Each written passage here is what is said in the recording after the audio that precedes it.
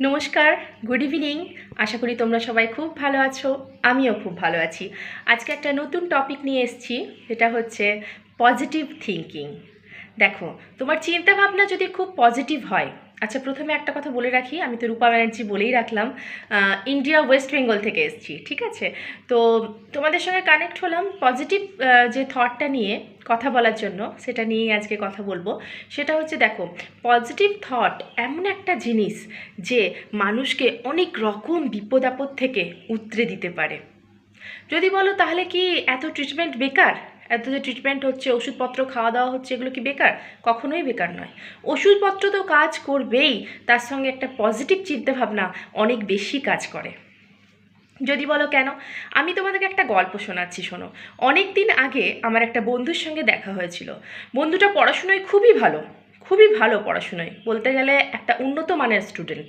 হ্যাঁ, কিন্তু সে মানে পারিবারিক চাপের জন্য নিজের কেরিয়ার দিকটা অত মন দিতে পারেনি। হ্যাঁ, তার জন্য কি হয়েছে, তার না কেরিয়ারের দিকটা ভেঙে গেছে। মানে যখন পারিবারিক এবার দরকার পড়ছে কেরিয়ার, ওর মানে ওর একটা চাকরির দরকার, তখন সে আর চাকরি সেরকম পাচ্ছে না কি সেরকম পাচ্ছে না যেরকম ও চাইছে। হ্যাঁ, কিন্তু তার জন্য সে মনের দিক থেকে অনেক ভেঙে পড়েছিল, অনেক। তার সঙ্গে আমার সঙ্গে যখন দেখা হলো, আমাকে ঘটনাগুলো সে বলল, এরকম এরকম ব্যাপার। মানসিক দিক থেকে বিপর্যস্ত, প্রায় ডিপ্রেসড বলতে গেলে। কোনো রকম সে আর দিক খুঁজে পাচ্ছে না কিভাবে সে নিজেকে উতরাবে। খুব ভালো একটা স্টুডেন্ট দেখবে, যখন কিছু খুঁজে না পায়, তার কিন্তু মনের দিক থেকে অনেক বেশি খারাপ লাগে। যেটা যার লাগে কিন্তু সেই বুঝতে পারে, অন্য কেউ কিন্তু বুঝবে না ব্যাপারটা।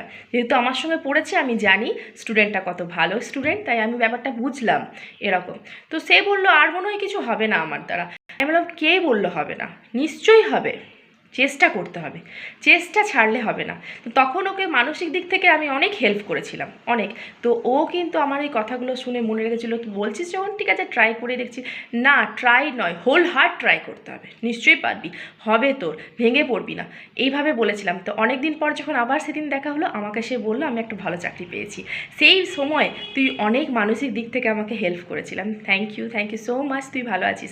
হ্যাঁ, তুই এই মানসিক দিক থেকে যে জোরটা দিয়েছিলি আমাকে, মানে সব পজিটিভ কথা বলেছিলি, হবে না কথাটা উচ্চারণই করিসনি, এটা আমার জীবনে অনেক বড় এফেক্ট ফেলেছে। তাই এখন আমি খুব ভালো মনের মতো একটা চাকরি পেয়েছি, আমি আমার ফ্যামিলি নিয়ে ভালো আছি। আমি বললাম, বাহ, খুব সুন্দর, দারুণ।